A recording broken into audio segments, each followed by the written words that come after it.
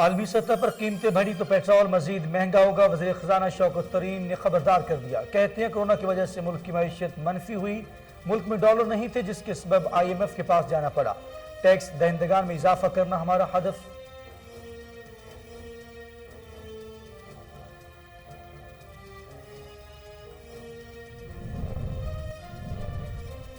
انتخابی اصلاحات عمران خان یا تحریک انصاف کا نہیں، قومی ایجنڈا ہے۔ وفاقی وزیر اطلاعات فواد چودھری کا ٹویٹ، کہتے ہیں تمام سیاسی جماعتیں انتخابی اصلاحات کے لیے آگے بڑھیں، ایسا انتخابی نظام ترتیب دیا جائے جس کے تحت تمام قیادت انتخابی نتائج پر اعتماد کرے۔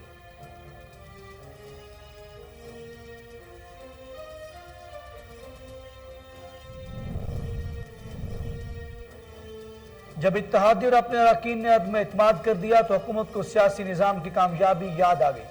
مریم اورنگزیب کا فواد چودھری کے بیان پر رد عمل، کہتی ہیں حکمران قانون سازی کی نہیں، گھر جانے کی تیاری کرے۔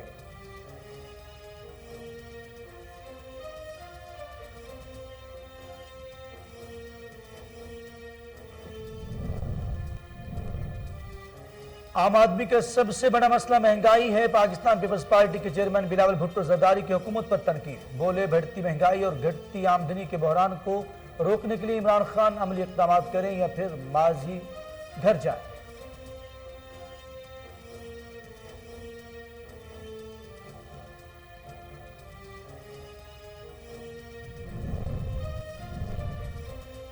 ماضی میں تمام انتخابات متنازع رہے، الیکشن کو شفاف بنانے کے لیے EVM کو جگہ دینی ہوگی۔ وفاقی وزیر science and technology Shibli Faraz کہتے ہیں الیکٹرانک ووٹنگ مشینوں کا مقصد بیرونی مداخلت کو روکنا ہے، آئندہ ہفتے اس حوالے سے قانون منظور ہو جائے گا۔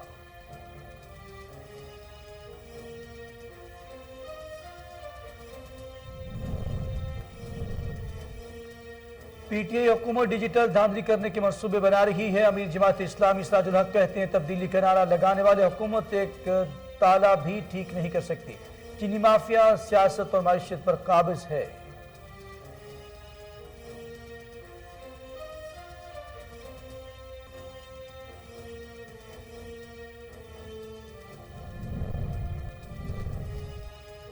افغانستان کے 2 ایئر لائنز کو پاکستان میں فلائٹ آپریشن کی اجازت، سول ایویشن حکام کے مطابق آریانہ اور قوم ایئر اسلام آباد سے کابل کے لیے پروازیں آپریٹ کریں گی۔ آریانہ ہفتہ میں 2 اور قوم ایئر کو 5 پروازوں کی منظوری دی گئی۔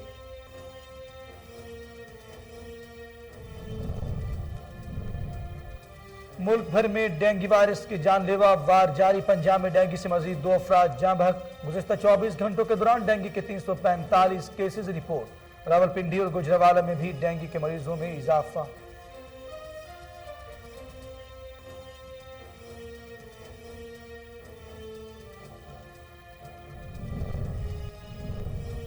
اور کورونا سے مزید 11 افراد دم توڑ گئے، 24 گھنٹے کے دوران 263 افراد مہلک وائرس سے متاثر، کورونا مثبت کیسز کی شرح 0.77% ریکارڈ، 1114 مریضوں کی حالت تشویشناک۔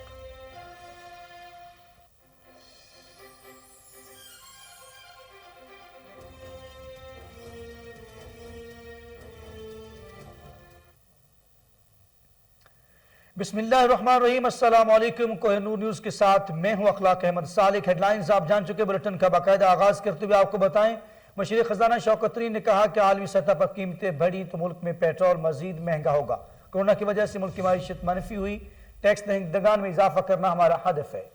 شوکت ترین کا کہنا تھا کہ 3 سال قبل یہ ملک کرائسس کا شکار تھا، ملک میں ڈالر نہیں تھے جس کے سبب IMF کے پاس جانا پڑا، روپے کی تنزلی میں سٹے بازوں کا ہاتھ ہے، 40 لاکھ گھرانوں کو اپنے پیروں پر کھڑا کرنے کا پلان بنا لیا، آئندہ چند روز میں سعودی عرب سے مالی امداد مل جائے گی، IMF معاہدے پر خوشخبری جلد سنیں گے، قیمتیں کم کرنے کے لیے اقدامات کر رہے ہیں، کورونا کی وبا نے معیشت کو مزید نقصان پہنچایا، عالمی سطح پر قیمتیں بڑھی، وزیراعظم عمران خان کی کورونا کے خلاف مثبت حکمت عملی کو پوری دنیا نے سراہا، انہوں نے زراعت انڈسٹری کو بہت زیادہ سپورٹ کیا جس کے بعد معیشت میں بہتری آئی، انہوں نے کہا کہ پاکستان میں 15 سے 20 لاکھ سالانہ نئے ملازمتیں چاہیے، ملک کو تسلسل کے ساتھ ترقی کی ضرورت ہے، یہ عمل 10 تا 30 سال مسلسل جاری رہنا ضروری ہے، دوسرے ممالک نے 30 سال 10% سے زائد ترقی کی، انڈیا اور ترکی سمیت دیگر ممالک کی مثال سامنے ہے۔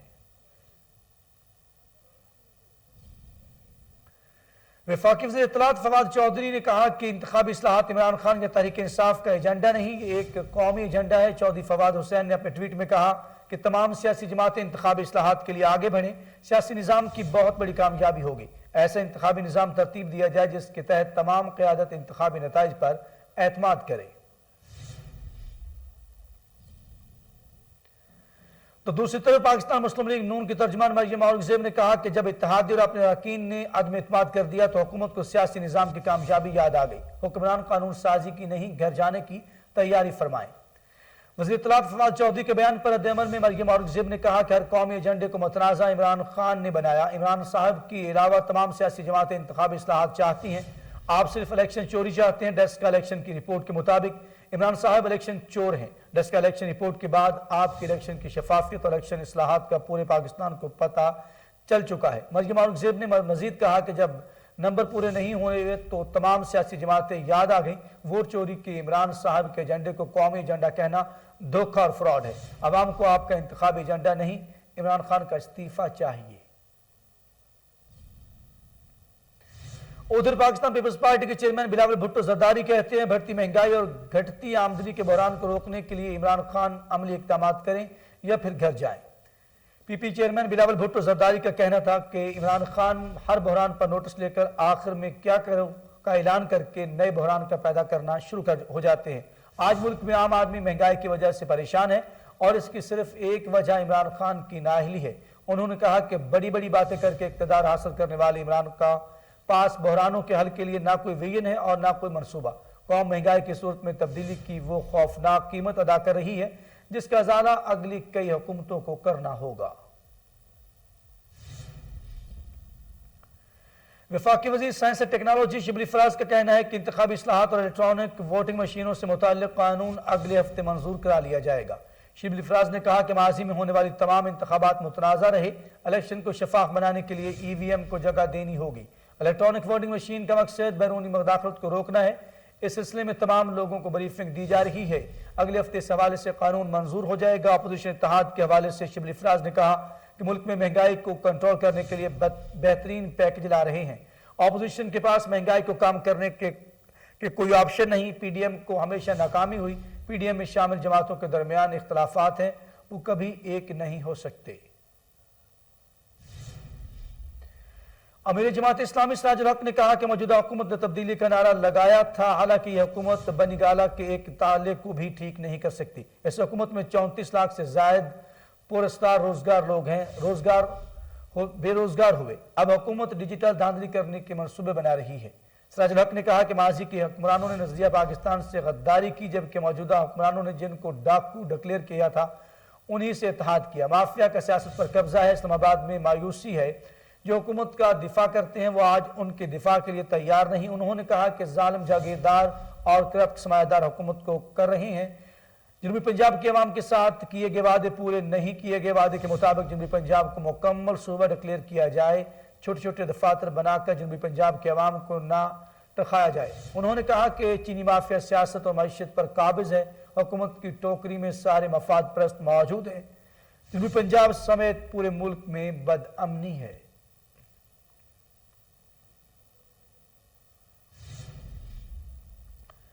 آگے بڑھیں اور آپ کو بتائیں، صوبائی وزیر صحت ڈاکٹر یاسمین راشد نے محکمہ primary and secondary health care میں خسرہ و روبیلا سے بچاؤ کی قومی مہم کے سلسلہ میں آگاہی موبائل وین کا افتتاح کر دیا۔ اس موقع پر اسپیشل سیکرٹری صالح سعید اور health specialist UNICEF doctor Tahir Mansoor اور دیگر افسران موجود تھے۔ یاسمین راشد کا کہنا تھا کہ یہ آگاہی موبائل وینز لاہور میں عوام کو خسرہ روبیلا سے بچاؤ کا پیغام دیں گی۔ پنجاب میں 15 سے 27 نومبر تک خسرہ روبیلا سے بچاؤ کی قومی مہم چلائی جائے گی۔ اس مہم کے دوران 9 ماہ سے 15 سال تک کے بچے 4.25 کروڑ بچوں کو خسرہ روبیلا کے حفاظتی ٹیکے لگائے جائیں گے۔ خسرہ روبیلا سے بچاؤ کی قومی مہم کے دوران روزانہ کی بنیاد پر 37 لاکھ بچوں کو حفاظتی ٹیکے لگائے جائیں گے۔ خسرہ روبیلا سے بچاؤ کی قومی مہم کو کامیاب بنانے کے لیے تمام سٹیک ہولڈرز کا کردار اہم ہے۔ خسرہ روبیلا سے بچاؤ کی قومی مہم بنیادی طور پر ہماری نسلوں کو بچانے کی مہم ہے۔ محکمہ صحت پنجاب کے مطابق گزشتہ 24 گھنٹوں کے دوران صوبے بھر میں ڈینگی کے 345 کیسز رپورٹ ہوئے۔ صوبائی دارالحکومت لاہور سے ڈینگی کے 275 نئے مریض بھی سامنے آئے ہیں۔ اس دوران صوبے بھر میں ڈینگی بخار کے باعث 2 اموات واقع ہوئی راولپنڈی میں 27 اور گجرانوالہ سے 14 ڈینگی وائرس کے مریض رپورٹ ہوئے ہیں۔ پنجاب بھر میں اب تک ڈینگی وائرس کے 21,348 کیسز سامنے آ چکے ہیں۔ صرف لاہور سے ہی اب تک ڈینگی کے 15,655 کیسز سامنے آئے ہیں۔ اور کورونا کی صورتحال کچھ اس طرح ہے کہ کورونا کی چوتھی لہر دم توڑنے لگی۔ 11 افراد دم توڑ گئے۔ ملک بھر میں 24 گھنٹوں کے دوران 263 افراد مہلک وائرس سے متاثر۔ NCOC کے مطابق گزشتہ 24 گھنٹوں کے دوران کورونا کے مثبت کیسز کی شرح 0.7% ریکارڈ کی گئی۔ ملک بھر میں کورونا سے جاں بحق افراد کی تعداد 28,606 ہو گئی۔ 24 گھنٹوں کے دوران 33,760 کورونا ٹیسٹ کیے گئے، جن میں سے 263 افراد میں مہلک وائرس کی تصدیق ہوئی۔ 1,114 مریضوں کی حالت تشویشناک بتائی گئی ہے۔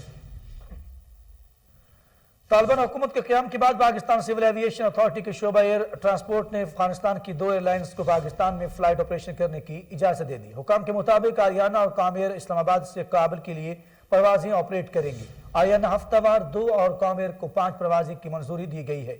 پاکستانی ایوییشن حکام نے ہفتہ وار 1,000 مسافروں کی آمد اور روانگی کی اجازت دی ہے۔ اس کے علاوہ نیرو باڈی طیاروں کو اسلام آباد ایئرپورٹ پر لینڈنگ کی اجازت بھی ہوگی۔ دونوں ممالک کے درمیان معاہدے کے بعد وائٹ باڈی طیارے 777 اور ایئر بس 340 کو آمد و روانگی کی اجازت بھی ہوگی۔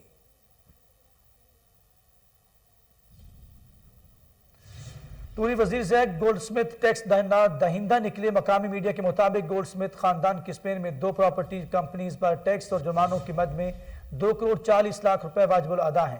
اسپین کی عدالت نے ان کی پراپرٹیز کو ڈیل کو مشکوک قرار دیا تھا۔ واضح ہے کہ برطانوی وزیر اعظم بورس جانسن حالیہ دنوں میں ان پراپرٹیز پر چھٹیاں گزار چکے ہیں۔ اور اسی کے ساتھ ہی نیوز اسٹوڈیو سے فی الوقت کے لیے اتنا ہی۔ مزید خبروں اپڈیٹ کے لیے آپ دیکھتے رہیے کوہ نور نیوز۔